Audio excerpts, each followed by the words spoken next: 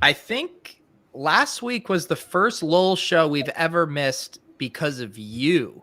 I believe the other Lowell's absences were on me, but you finally broke your undefeated streak. I think that's right. I think you're right. I didn't know that. I didn't realize until you just mentioned it. So thank you. Oh yeah, the Lowell's accountants they fed me the stats before the show, and so. But how was your Thanksgiving? Good. How was yours? It was good.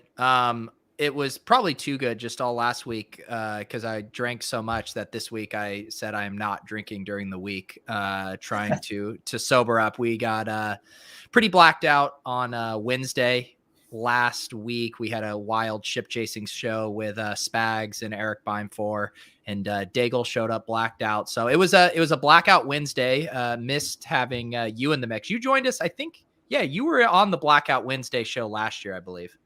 Yeah, I think so. What did you end up doing? What pulled you away from the interwebs? Oh, just family stuff. Yeah. I couldn't figure out how to move it all around.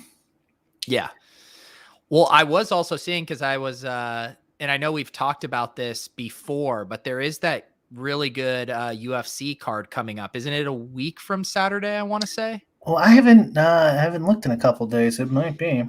The reason I got excited is because I follow my guy, Sean O'Malley on Instagram, and I believe he has this fight. And then I looked it up, and I think it's UFC 269 at Saturday, December 11th, the Oliveira versus Poirier, and then we have Sean O'Malley, and it seems like a good crew. That would have been perfect if you would have said it 2 days ago.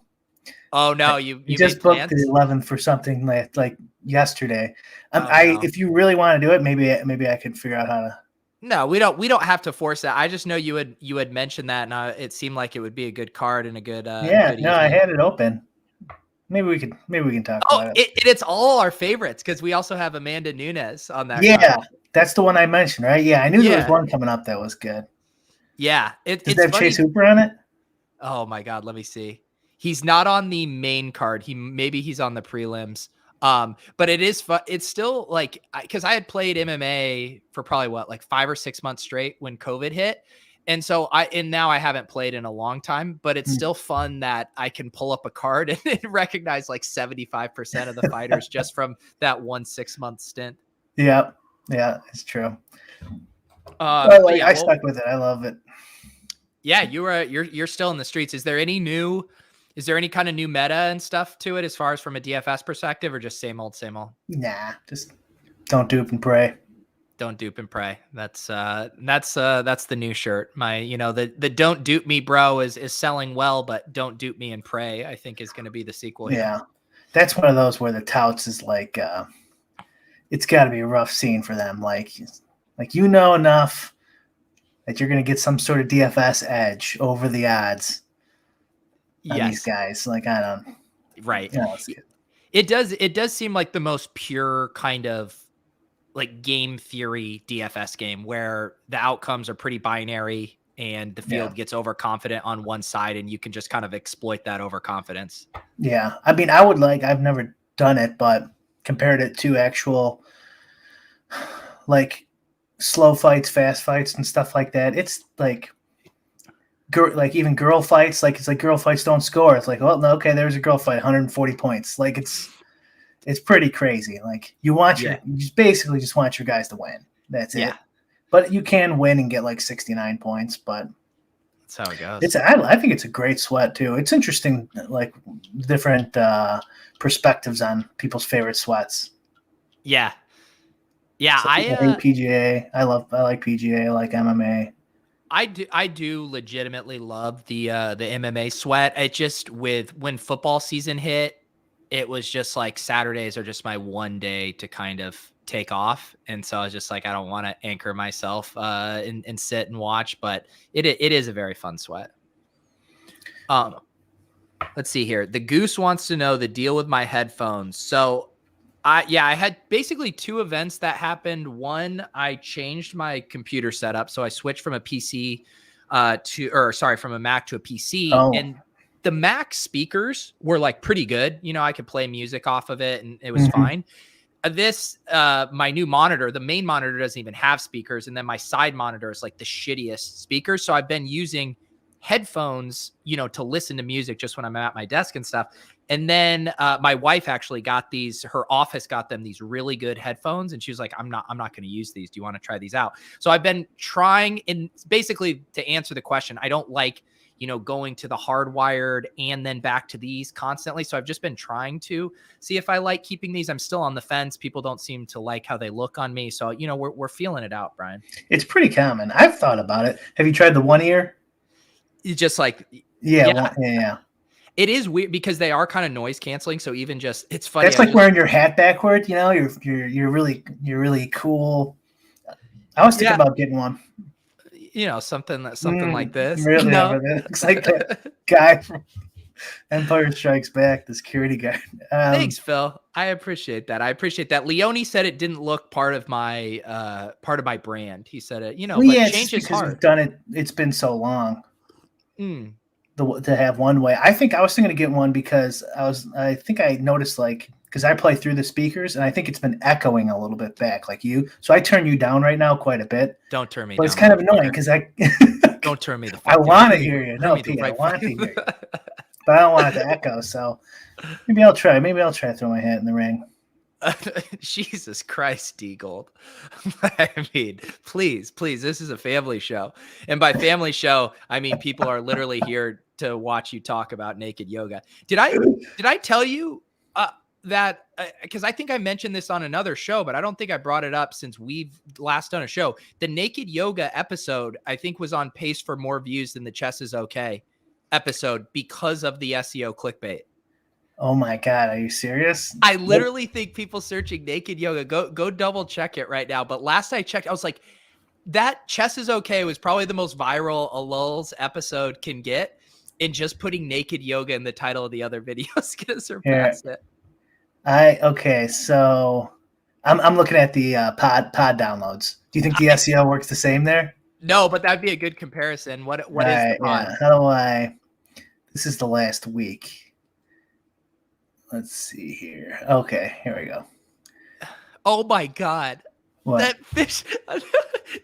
I hadn't even checked. It's up like another 1,500 views. So the YouTube Shiba Coin naked yoga in fish gloves, 5.1 thousand views. It completely lapped the Chess is Okay video.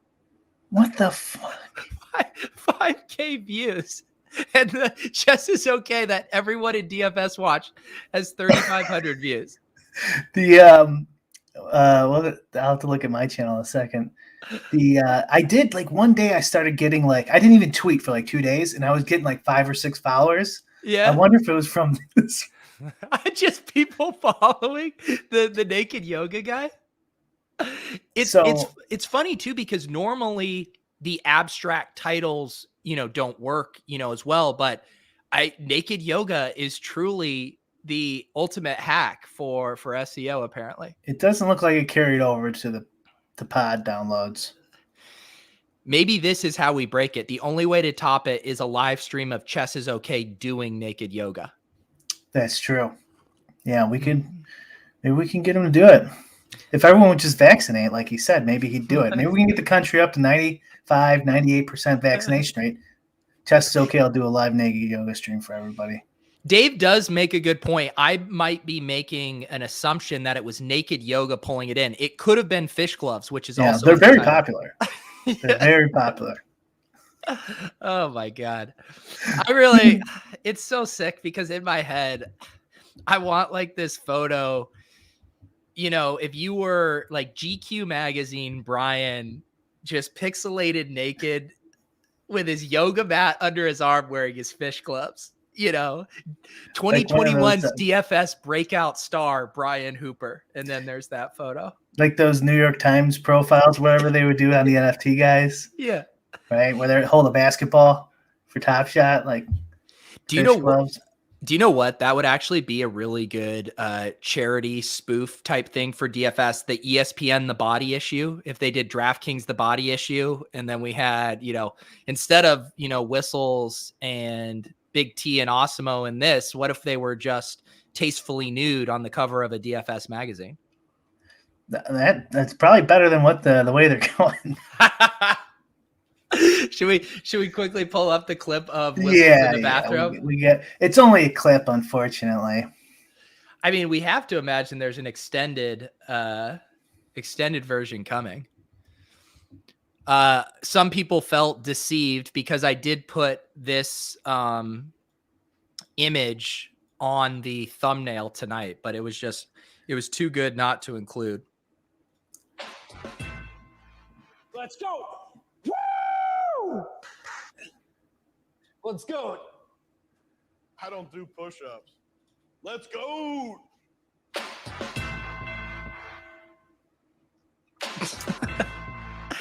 I mean, could you ever have imagined when we had whistles on, if I just said, okay, in a few months, and granted, we had already seen him on the Draftkings show doing the woo-woo thing in the post-celebration, but he had a really low footprint at that point. If you said he is going to be in a Draftkings short coming down the stairs of a Miami penthouse in a robe, screaming his signature slogan, would you have believed that?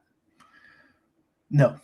And he's also the most natural acting for sure out of the three of them. It is. I don't know if that probably isn't even acting for him. They're just all they need to do is get a camera there. Yeah. I still the strategy is, I guess my question now with kind of this series is it feels like they're basically doing trailers for trailers is what it feels like. Yeah, because the episodes are only like 4 minutes long or something. Right. Yeah. Also, another thing that made me think back to one of the episodes, I meant to post this in the Lulz channel in the Discord, was I was updating, my NFL spreadsheets, and I couldn't help but notice there's a one Mr. Tom Kennedy who plays on the Lions. Have you seen this in your NFL spreadsheets? No, that's an offensive player? Yeah, he's a wide receiver, and I just had to add him because he wasn't in my index matching, and I added the new ones. I was like, Tom Kennedy. I did see that. Yeah, I never had a problem with it though, so it must have matched. Yeah, no, I just hadn't added it yet. They need to. It's too much anticipation. Like, okay, two nerds like us, we can we love this bit, so it works for us. But like, I can't imagine that is like working, pushing the meter for them at all. You know what I mean? Well, that is the thing. We have this full appreciation knowing Big T, Whistles, and Osimo, but right. the average DraftKings Twitter follower is just like, what the fuck is this? Right. Like, they designed this for us. Like, if they could get Ben the Better in there somehow. You know the GIF? Vegas Dave, Ben the Better. You know the GIF where it's, what is it? I forget the movie right now, where he's like, this is bait. That's when DraftKings posts those videos. It's you and me going, this is bait. This is bait. They get us to watch it 20 times each, but then like who else is watching it? This is like the it's like the NGMI guys in the Discord. They bought all these Gary V books. I still don't even know the exact reason they bought them all, because Gary V came up with something tying it to an NFT, and so he just got everyone to buy his books. And it was so brilliant, right? Because it's like, think of how many true fans you would need to get to buy it, or you could just get a bunch of degenerates to each buy 25 each. I mean, that's what you really want. I mean, would you rather find 100 people willing to buy 25 or 2,500 people to buy one? Here it is. You buy 12, you get an NFT. Yeah. So DraftKings got us. They knew we would just watch the GOAT episodes on loop. That's right. They did a couple more betting personalities, and that's all I would watch. I would watch every episode. But then they're not doing real episodes. Like, how long could that take too? Like, they have to they're not putting in a ton of effort into that editing. No, I think thank you. Yes, it was Mad Max Fury Road. Yeah, we've said this before about it. I give them props for trying to do this. They should be doing stuff like this. I think the amount of resources you would actually have to spend on it to do it well would be pretty significant. But like, what I would I guess this is how I would do it on a tight budget. I would want not like the glamorous, okay, we're at the suite. I would watch an actual day in the life of Whistles. Like, I want to see him at his fucking house with his kids. I want to see him at school. I want to then see him in a time lapse of him in his office and then he's like running home because he has to do a late swap and he's watching TV with his wife and now he has to bounce up and do like, I want to see like the real raw stuff of how this works because it was a little too staged and then not funny enough on the staged front. Yeah. Yeah. You mentioned that earlier. They should have went one way or the other. Yeah. They should have pushed it to be hammy or whatever, or just done something legit, like realistic. I would watch that. I'm telling you, 2 months, $2 million. That would be hilarious. Yeah. Put them in the same hotel room for a week. But honestly, why wouldn't, DraftKings, and we can talk if they have the money to do this, but like, why wouldn't they be trying to do ideas like that? Like get 5 of these, you single. I don't think you would do it, but there are 5 single DFS players. There's plenty of them full time that would go on a show and you have the reality style booth. I'll fucking host it. I mean, have some drama building up these characters. They're playing against each other. You're also getting their reactions on the highs and lows. Like you could stitch together a really entertaining show with that premise. I would do a second podcast during the week just to recap it, like The Bachelor or something. Dude, we would start our own. The cottage industry of content that would pop up around that within DFS would be so fun. Yeah, that's definitely the way they should go. They're not. Like, if they put you in charge, I was thinking about this today, like, put you in charge of DraftKings, do you think you could, like, I think realistically, like, the whole company would probably tank in 6 months if I was in charge of it. Well, the first thing I would say is we're welcoming all winning players to our platform now. Yeah. Well, that would be my goal. I would be like, come on, let's try it. Let's try to get an odds maker in here. But yeah, just like the day-to-day stuff too, I'd be like, I have no idea. You handle it. Yeah, this would be funny. I mean, I find it funny to see 5 nobodies that think they're great. Just watch them till every slate. I mean, who would be the perfect person for the show who might even have a little bit of reality TV show background, has a little DFS. Randone absolutely has to be in this house. He might be too big.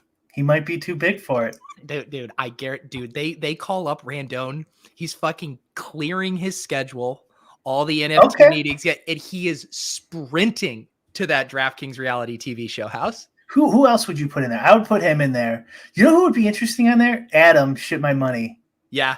You need the curmudgeon. The curmudgeon, just like hates everyone, all of his roommates. Yeah. Who are your other 3? Who are 3 other good ones on there? Like, Alex is too busy. He's not going to do it. No. Big T's probably too busy too. He might do it just to run pure. Yeah. You know who we need to get? We got to get Empire Maker in there. He won't do it. He wouldn't do it, but I'm trying to, it's really hard. You have to think of like, who are the young single guys right now? You need someone in their like early 20s who's like, I'm thinking personality too. Like, like somebody interesting. Most of these touts, they're pretty boring. Yeah. Well, that's why Randone. Do you think Davis would do it? No, Davis wouldn't do it. No, he's above it. But maybe this is the thing. Maybe the way you have to do it is because you couldn't really film it over. Like, how long do you think 2 months, 2 million? What? Jesus. About 2 months, I'd say. I knew it right as I said it. I was thinking about backpedaling, being like, well, maybe they actually filmed it for longer and then cut it down. It's honestly possible if they did. You're probably like, even someone like Davis, I don't even know if you could get him for 2 weeks. He's too busy. I don't think he'd want to do that. And that's not his drama's not his deal. Here's how you have to sweeten it, right? Everyone gets a $10,000 DFS bankroll to start. It's just you're getting free 10,000 in your account. And so now you're incentivized. It's not like just go live with a bunch of strangers while we may, and then maybe it is. And then there's also a prize pool for whoever's up the most at the end of the month. And you pay them. And you should pay them too. I mean, for their time. Yeah. I mean, honestly, you could do it like an NFT bro in there too. Yeah. Like, try to make $2 million selling NFTs. Like, it's all DraftKings related now. That's true. A Shiba coin investor. No, that is Whistles Go Woo in the bathrobe there. Who the fuck is Jonah Falcon? Oh wait, I just said Falcon wrong again, didn't I? Oh no, that's your thing. We should talk though, because there has been lots of Draftkings stuff going on in the Jonah Falcon is claimed to international attention in 99 because of his claim that he has the largest penis in the world. Oh, okay. Yeah. Didn't know that. Yeah. But that's actually not true because Big Dick Bric does. I can prove it. Before we shit on DraftKings, how about one good thing about DraftKings? I guess we've kind of been shitting on them this whole time with their the way they're marketing the GOAT series, but I love that basketball schedule today. It's perfect for my schedule. What's the schedule? All the games locked by 7 Real America time, so 8 Eastern. So except no for late swap, except for the late game, but that's 9:30. So they created the schedule around Lulz. They got a schedule around Lulz. They were like, if they do that, we'll take it all back. That's how they buttered you up for the conversation tonight. It's perfect. They could, yeah. If they cater to me, my tune will change. So I feel like there's multiple things going on right now with DraftKings. In the macro, the stock price has plummeted, correct? Yeah. Really quick, Derek says in my chat, Draft Sheet would be a good ad for the show, but we can go back. I'm like, that's true. That's a good point. Yeah, there's the stock dropping, Robin's responding to the criticism, and then before that, I think I have the timeline right, was the we don't want winners or whatever. I'm paraphrasing whatever the article quote says. Yeah, and I guess my first thing on that is we all know that that's the case, right? I mean, that's obvious. It's why the sports books are constantly limiting sharp bettors. But isn't there supposed to be a little bit of a song and dance with the optics, right? Like, you don't want to just come out and say that explicitly, right? You'd think so. Well, I mean, but when you're like, I preach on this show every time, like when you have no consequences, when you're locked in, and the barrier to entry is so high for competition now, like, what are they going to do? What are people going to do? Start our own sports book? Pay for the license? Yeah. And if you could even get it, which you probably can't. There's a lot going on with it too. What was and you retweeted a tweet today. It was Charlie Baker was, doing a ribbon cutting thing, and DraftKings was celebrating how much, they've done for each other. It's like, right. We still don't even have sports betting in mass. Like, what are we even celebrating? Yeah. I mean, what the whole thing just pushes my, my specific buttons. Like, why, like, thank him for what? Like, we should be allowed to gamble without his stamp of approval. It's none of his fucking business. So, like, just in general, I can't stand it. But this is how the arc always goes with these companies, or just companies in general that get big. They grow, so they go public. The founders get rich. Their motivation starts slowing down. So then they start using the state to moat off their competition.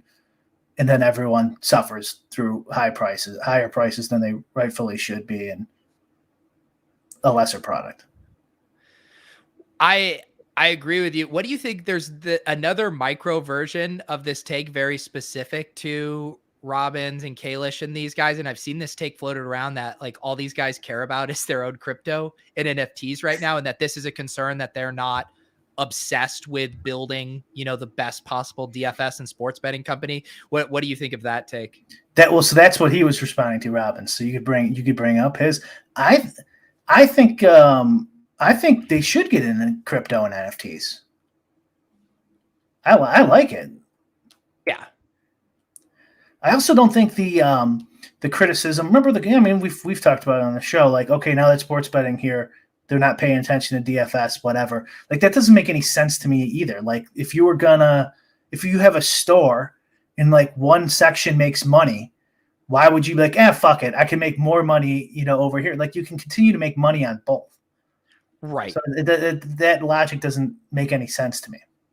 Yeah, and the take I heard was even more outside of the companies and just the individuals themselves seem so obsessed with NFTs. Kalish is doing the show with Gary V and, Jason, and they're always talking about their crypto gains and stuff like that. It was concerning for people that they're not sitting and talking about, DFS anymore, but it's like, no one's really sitting and just talking about DFS anymore. Yeah. They're not allowed to have other interests. And like I said, like if you put me in charge of DraftKings, they're going to be defunct in 6 months, probably. You know what I mean? Like this is criticism from people who don't even know what the fuck they're talking about. Yeah. Like, I mean, we would be considered experts compared to 99.9% of the population in this industry in general, right? Not that I'm saying we are, but comparatively we are. And like, there's how do you know that their DFS product is like suffering purposely because of X, Y, or Z, or they're doing it on purpose? They're not concentrating on sports betting. Like that whole premise seems ridiculous to me. The backlash for saying we don't want winning players or we want recreational players or whatever he said, like that's 100% warranted. I just wish a lot of people who criticize that would see that in like other sectors, because it's not just sports betting, in cars and beers, alcohol, like go down the list. Yeah, it works like that in every sector, and people just forget and just like, oh no, well, with gambling it's fucked up, but over here it's probably good. Well, that's that. I mean, we've talked about that concept before too. When you read an article or on a industry or something, a topic you're really well versed in, and you can spot all of the inconsistencies or, all the things that are wrong. And then it makes you think, wait, where every other article I read where I am not a domain expert, how much actual shit is untrue in this representation? Yeah. The Gelman amnesia effect. And that's what I think the definition of red pilled is, not this like QAnon bullshit, like where the lizard people are running things or anything like that. Like just recognizing that and then applying it, like recognizing, oh, like they're completely lying about this. Well, then maybe they're lying about something else, or they got this completely backwards. Let's, at least don't have amnesia, which is Michael Crichton's premise there, where like, you don't just completely black it out and then read the new thing as a blank slate. Like at least consider what this new, update your priors. And the same thing goes with gambling, where people are into other things that the state will get their hands in. Like, you think it's any fucking different there? Yeah. And I mean, the stuff with DraftKings specifically, I mean, isn't this the exact same classic pattern? I mean, we kind of see it with Top Shot right now too, where people bought the top of the DraftKings stock price goes down. People point to whatever is going on with the business as reasons to criticize them or whatever. Like, I mean, if price goes up, does anyone give a shit that they're doing blockchain technology? No, it goes down, then that's the scapegoat or whatever. Definitely. That was, if the price was double what it is now, they'd be like, "Oh, it's because of the NFTs." Yeah. Do you own DraftKings stock? I have at one point. I sold it all. I wouldn't be afraid to buy anytime soon. Not that I fucking know what I'm talking about, but NFA. Yeah, not financial advice, but I wouldn't mind putting a little call option on there, gamble it up a bit.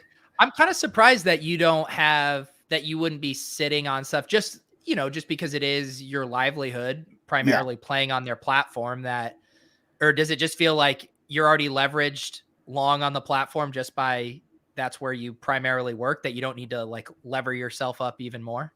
That was the exact logic I had for buying it. What you said, like, why wouldn't I just get involved in something I'm pumping a ton of money into? And I cannot remember my reason for selling it. I cannot. You had to get liquidity for Shiba Coin. I think I had to get liquidity to do another call option or some bullshit where I'm like, this is gonna work. Did you see that guy? He got a little side note. Some guy, I think like an Australian investor, made $1 billion on call options on Tesla. He just kept doubling down. He was martingaling call options on Tesla. He was already rich, I guess, but like it was on the All In Pod they were talking about it a couple weeks ago. Yeah, that's crazy. And I'm like, oh, I gotta do that. What's the update on Shiba? It's still holding. Still holding fine. How's the price looking? I think it's like point. Well, I don't even know how many zeros are in it. I don't even know how many I had. Yeah, wasn't it in the millions? No, it was billions. I thought it was. My bad. 0.042779. Yeah, so we want that to be a little higher. I'm telling you, it's gonna pump one more time. It's gonna pump one more time. There's too many degens out there. I love it. Brian holds no DraftKings stock, but is holding his moon bag of Shiba coin. Maybe I'll sell it and buy a call option on DraftKings. Bunch of call options. This is a great time to remind everyone we do have the Rake Free tournament sponsored by DraftKings.com. Link down below. $10 to enter. 400-man tournament this week. Thank you to DraftKings for hooking us up with that. The other thing involved with this kind of whole story with Robbins and the call with investors or whatever is there was a rumor going around that he had a burner account, although it appears as if that story was debunked, right? Well, he tried to debunk it. I'm assuming, like, who cares if he's got a burner anyways? Yeah. What do you think? From what I had seen, it seemed like it was pretty firmly debunked. Some people did some sleuthing and found the guy's LinkedIn profile, and it would have appeared to be a pretty long con for a burner. There was one interaction where it appeared as if he had forgotten to change accounts just by how the guy had responded to him. Yeah, it seems a little. I mean, the concept of burner accounts in general are so. I understand why people do it, but it makes no sense to me in that it's totally self-serving, right? To just make yourself feel better, because the actual audience of people that are seeing replies to a burner, like, you're not changing anyone's mind. Like, how many people are in the replies actually seeing a burner and then actually being like, oh yeah, that's a really good point. Now that you say it, I fundamentally think differently on this subject. I just like, is the juice really worth the squeeze ever with a burner? And the downside risk, you get exposed and you look like a complete idiot. Like, where is the upside in a burner? Yeah, the only burner, I guess, is for trolling. Right. But I guess I'm thinking of burners in this context with public figures where they're kind of like defending their actions. Right. I don't get it. Remember Mitt Romney back in the day had one?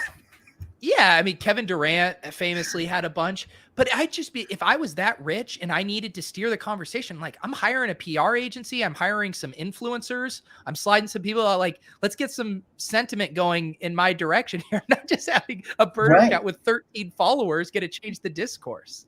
That is so weird. I wonder if they're just like more generally neurotic or something like that, like these kind of wealthy go-getters.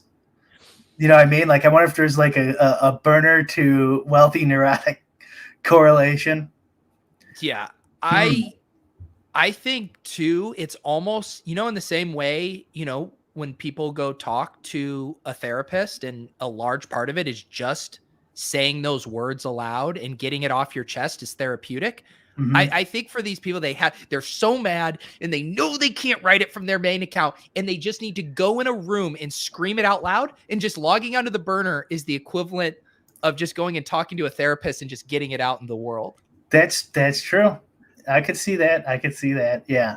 I mean, I could see that being a reason. I'd like to see each individual case. I remember the Mitt Romney ones were a while ago, and they were just like, he's arguing policy and stuff. It's like the guy almost was president of the United States, and he's got a burner with 15 followers arguing with people. And that's the other thing, right? To actually have a successful and believable burner, the amount of legwork you have to put into building that up.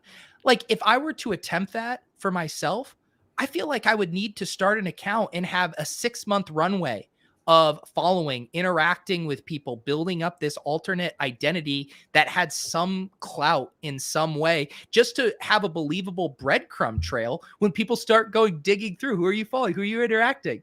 Some of these burners, they go and like every fave tweet is just like, praising Jason Robbins or whatever. It's like, is this really every single thing you're favoriting? What about this excuse he could use? Inflation.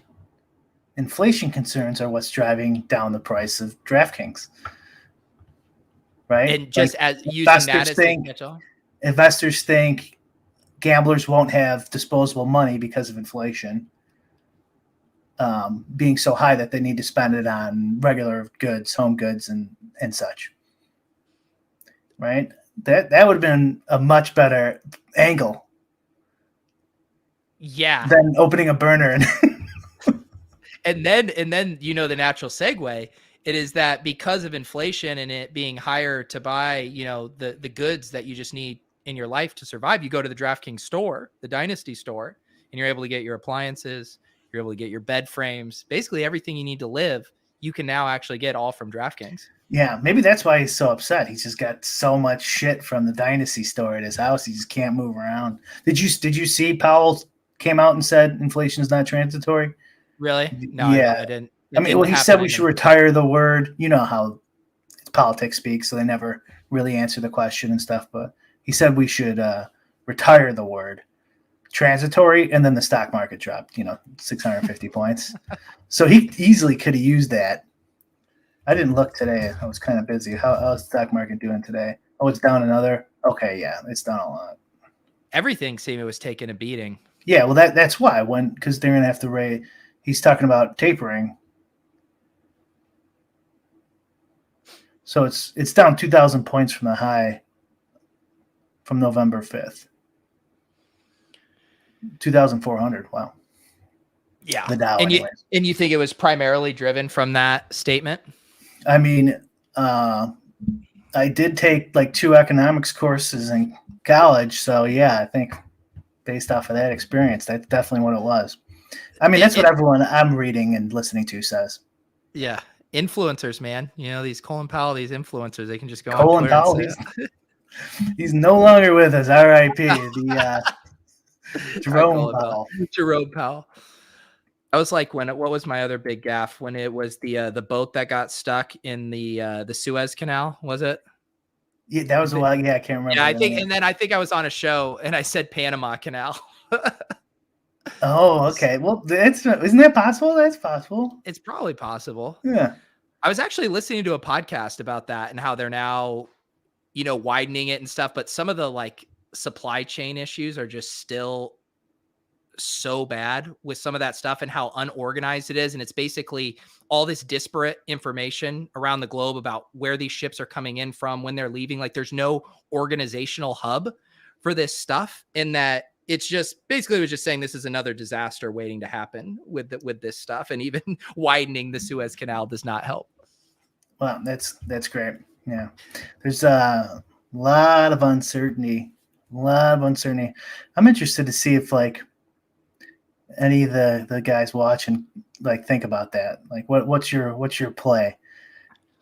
Racif says the equity itself is inflation resistant, but the theory people would have less disposable income to gamble makes sense. Oh, that was on your Jason Robbins spinning it that way take. Yeah, right. Yeah. I mean, I'm sure someone can argue that, but he can especially just blame it on that. Would make total sense. Yeah, and I mean his kind of talking points too, it just seemed like the typical talking points you would make if your stock was down. We're building for the future. We're looking into these alternative areas. People who invest in us should be playing the long game with us, et cetera, et cetera. Right. Yeah, it'd be perfect. Inflation's eventually they're going to get a handle on it. NFTs is just another way for us to make money. It's inflation. It's not our founders concentrating on something else. What did DraftKings stock get up to at one point? Was it up to the 80s? I don't remember if it got that high. That's probably after I sold, which is why I don't remember getting that high. Maybe I always mix up a pen. Definitely into the 60s. 60s. Let's see here. 6 months. Yeah, it looks like you're right. 62, maybe? Yeah, 66. Okay. 71, 72 almost. 74. Oh, you're right. Back in March and back in March. Yeah, that was the lockdowns, wasn't it? No, that's this year. Yeah. Yeah, I can pull up 52-week high, 74.38. So it's down over half. That's crazy. Yeah. But even, yeah, so I guess it hasn't been this low since basically a year and a half ago.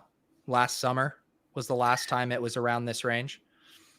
This is a benefit. I mean, I hesitate to even call it a benefit, but like with the state and the companies getting so intertwined like this, like in the gambling industry, like they can't let them go under. You know what I mean? No. They provide a lot of tax dollars. What are they going to let them go under and be like, oh, now we only have one allowable sportsbook site? You know, like they want them to succeed now. So it sounds like you government bailout for DraftKings. Would that surprise you? Probably not. Also, do you think they got one of those PPP loans? I bet they did.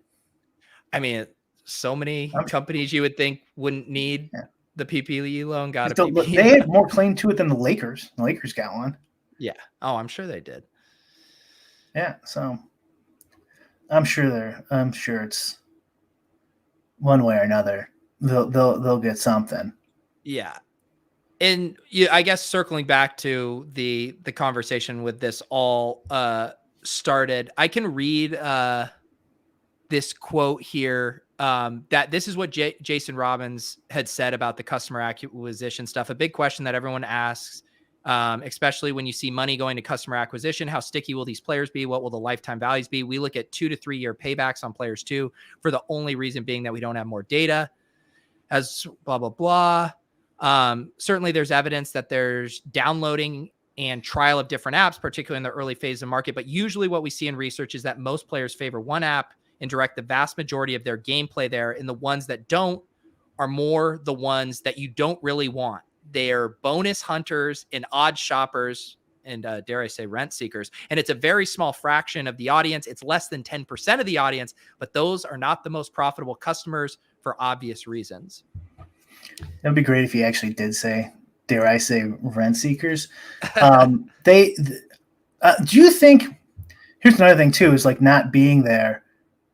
Maybe they've run the numbers, hired someone to run the numbers, and they're like, oh, actually, Spanky and Captain Jack and everybody, they're wrong.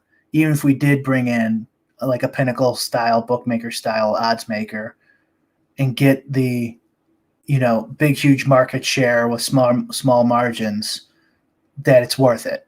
It's just not worth it. Like maybe they did run the numbers and they just totally disagree. I mean, from like a fiduciary standpoint, if you were in charge there, then that makes perfect sense to me. Like from our side, obviously we want them to go ham.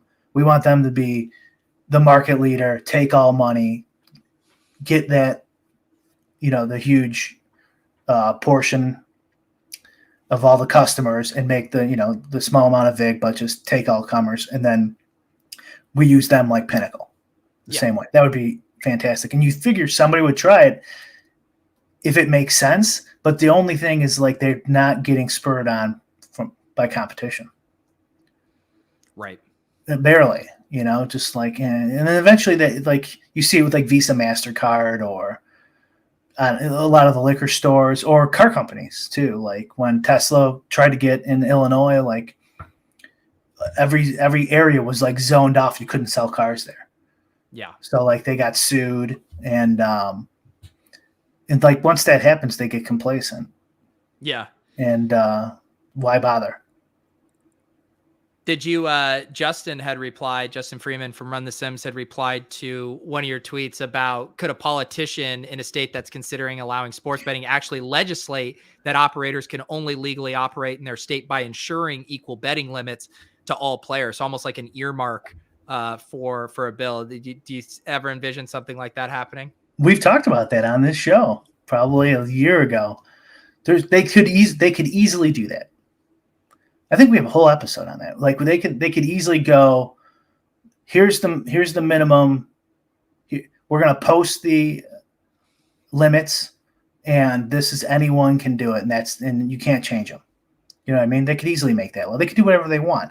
Like in Canada, they have a bunch of weird things. Like you could only do parlay cards or something like that. You know what I mean? Obviously, It's not the same government, but they can do whatever the hell they want, especially in these type of sin sectors. So clearly they can do it. But why would they do that? Right? It's not. It's helping your allies and hurting your enemies is how you achieve political power. So like in what way, why would they want to hurt potential allies or current allies, which are the casinos? They employ people in their districts. They provide money to them, to their party, to their county, right? Their county's party, like down the list. Did I ever tell you that story when I was working at like political consulting company and I was typing in? I'm sure I have, but I'll tell it again. No, tell it again. I don't remember. And I was typing in like these checks. So we had like 50 candidates, politicians, local up to federal, maybe even more than that. Anyways, and I was typing in all the money that these candidates were getting, and like the same name kept popping up over and over again. I didn't recognize it, and like I kept asking around. My boss didn't even know. It was a really small office, and like, yeah, I was asking everyone I knew in politics, and no one knew. And then I finally asked somebody who was really high up, and then they told me, oh, that's I can't remember his title, but it's like, oh, that's the director of government operations for Comcast in Philadelphia.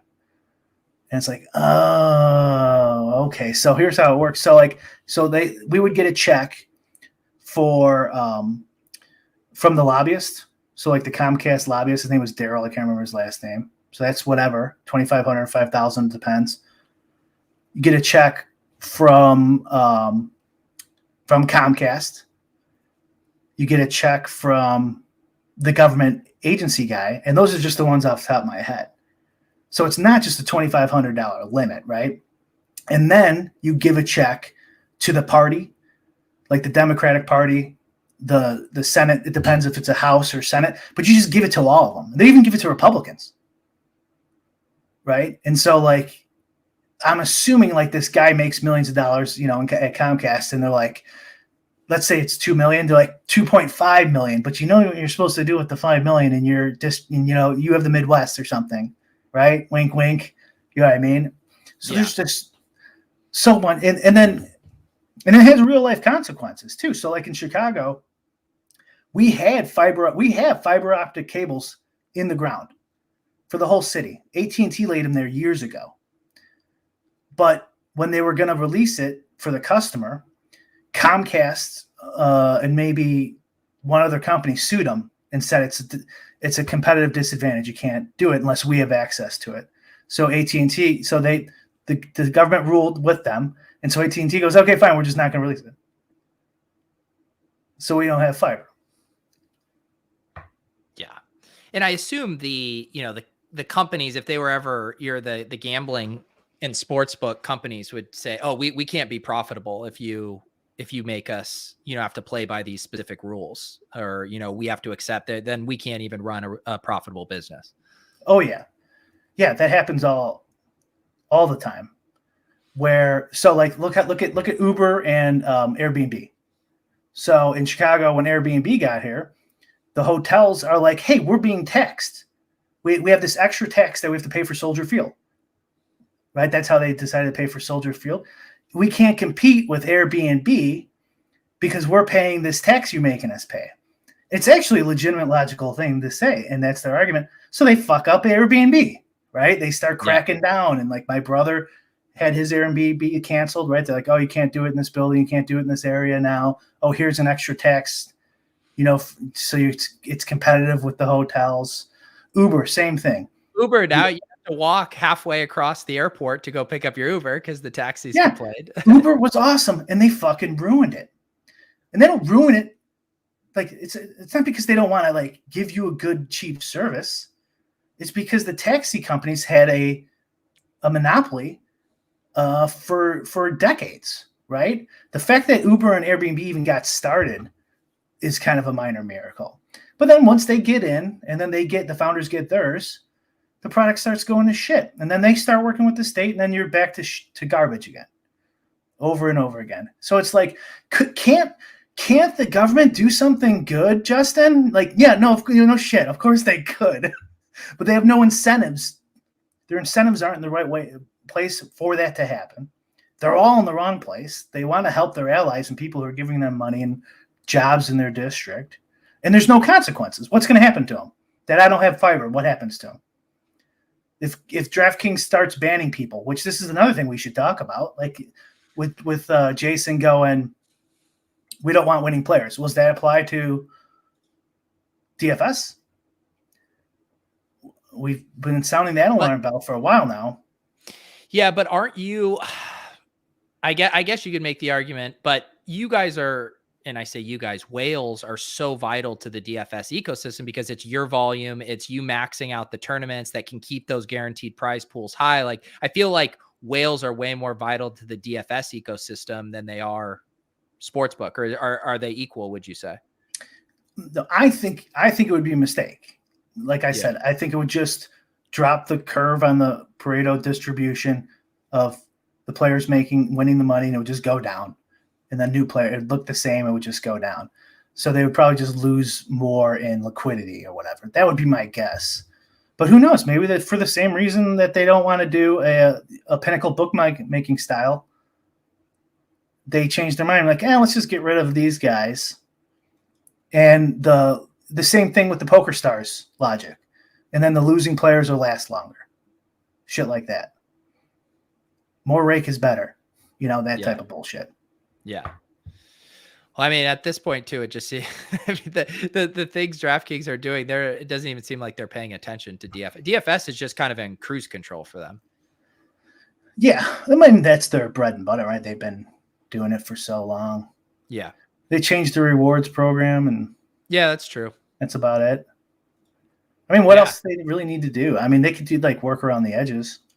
Yeah, I mean, it's the stuff I think that we talked about too. Getting a little more inventive and creative with some of the game types, I think would be fun and kind of bring in just more energy and excitement and stuff. And you think about how much content drives play.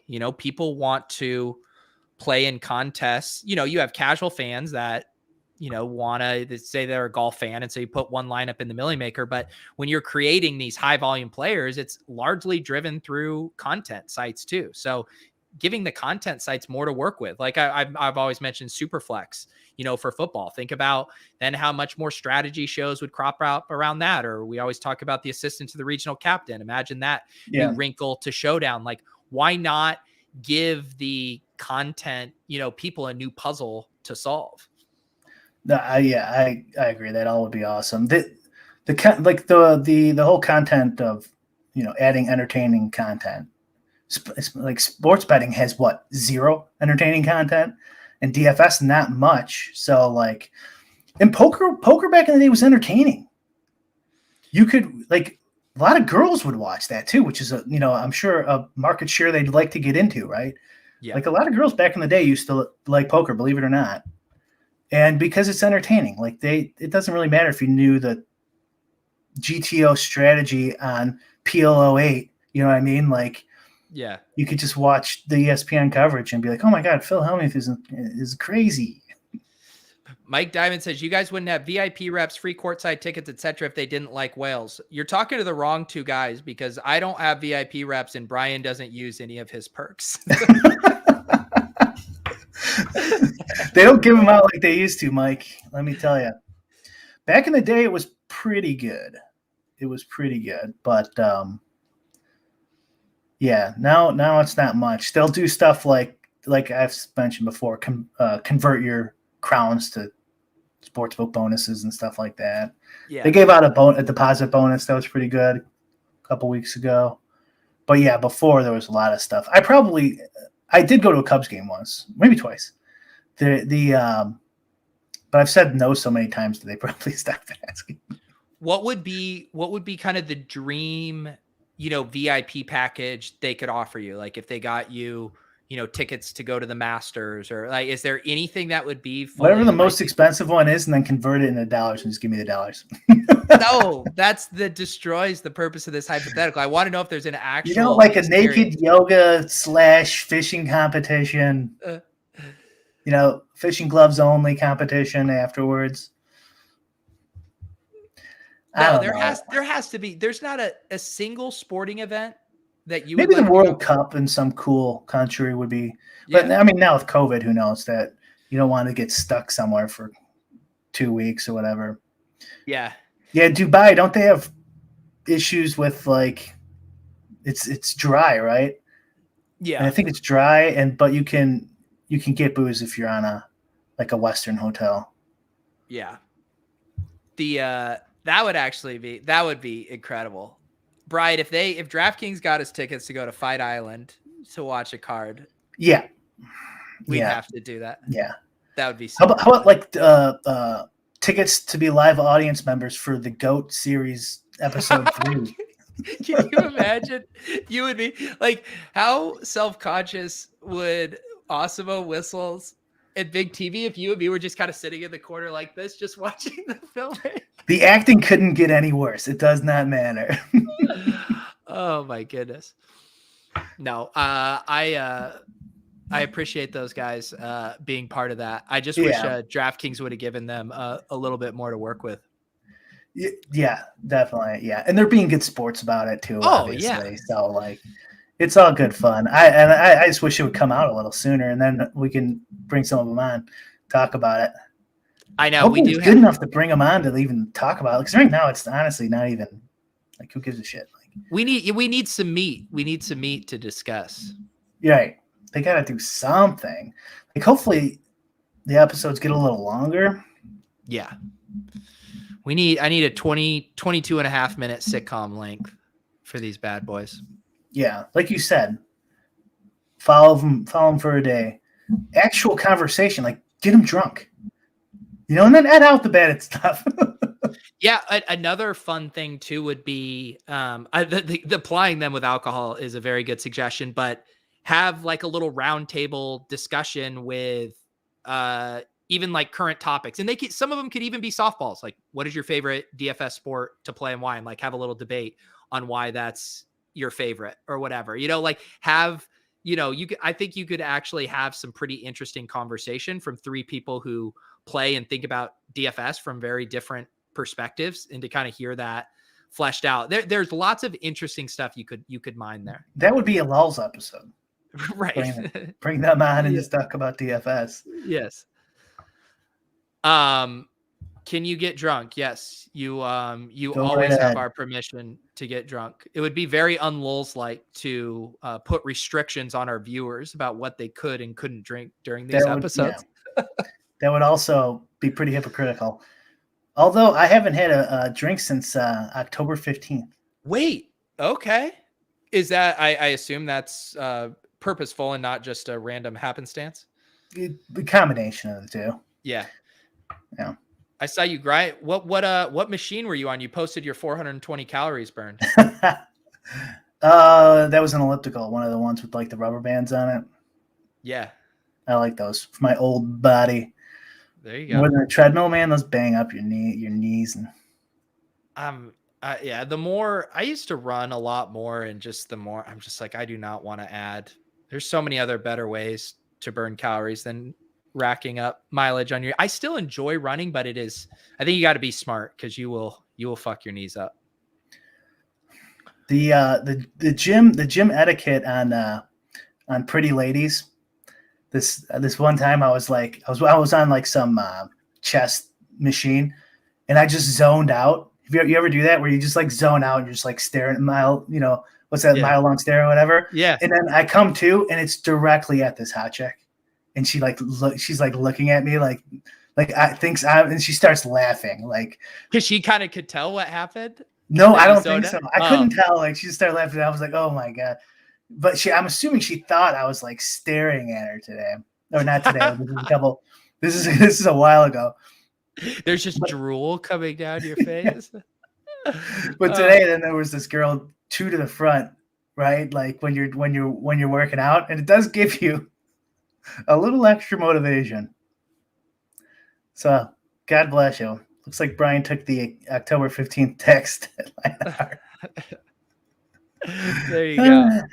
There you go. All right, guys, I got to run and get ready for ship chasing. Happy to have Brian back in the saddle for lulls. Who knows? Maybe even Brian will rearrange his plans for next Saturday. If not, we will be here Wednesday. Though, anything else you'd like to plug here, Brian? Yeah, on my site, I'm actually going to put up. Well, first, I have that Sportsbook Hug working pretty good. Yeah. So if anyone wants to test it out, it's pretty cool. So like a little overlay for prop betting makes it just really easy to see the props. And I'm gonna get it where you can upload. Try to get it to where you can upload my info, Alex's info, maybe ETRs if I could pull that off. And if you have subs to them, you could quickly go through the good props, really easily see what's good, what's bad. Oh wow, you got this whole thing going here. You got the subscription via PayPal. Yep, and there's free trial on there too. Nice. And the interface looks a little better the way it looks like. That's just directions on how to install an extension. Yeah. Because they won't let you put it in the Chrome store. Right. Because it's gambling. And it looks a little better on the left side now. They cleaned up the UI, but nice. This is awesome. And so you have APIs for what books? That's just the overlay's just working for DraftKings right now, but okay, like the auto open and login and stuff works for those 4: PointsBet, FanDuel. That's awesome. DraftKings. And then I added a vote coin. I saw that. It doesn't have anything on it, but I'm putting. I'm writing up like a white paper of sorts for that idea I was telling you about. Really? All right. Yeah, it'll only be a couple pages long. I love it. Yeah, I love it. We'll see how that goes. Yeah, and I'm gonna keep pumping Underdog for API info because I need to get that info to you so you can create that plugin for their site. Yeah, definitely. If they have and like I said, like a developer portal too would be pretty sweet. I'll see what I can do. All right, guys. Audio version will be up on the podcast a little bit later. If you're watching on either of our channels, please subscribe. And otherwise, we will see you guys next Wednesday.